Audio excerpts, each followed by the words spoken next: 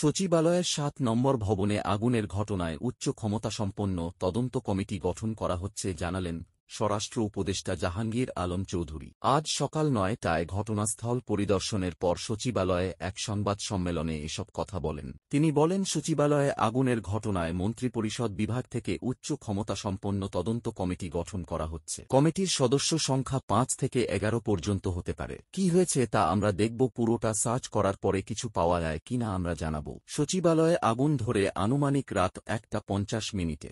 ১টা ৫২ মিনিটে ফায়ার সার্ভিসকে খবর দেওয়া হয়। ১টা ৫৪ মিনিট থেকে তারা তাদের কাজ শুরু করে। সকাল ৮টা ৫ মিনিটে আগুন সম্পূর্ণ নিয়ন্ত্রণে আসে। আগুন নিয়ন্ত্রণের জন্য পাইপ নিয়ে সচিবালয়ের সামনের রাস্তা পার হওয়ার সময় একজন ফায়ার ফাইটারের ট্রাক চাপায় মৃত্যু হয়। সচিবালয়ের ৭ নম্বর ভবনের ৬ তলায় সড়ক পরিবহন, ডাক ও টেলিযোগাযোগ এবং এলজিআরডি মন্ত্রণালয়ে এই আগুন লাগে। পরবর্তী আপডেট পেতে চ্যানেল সাবস্ক্রাইব করে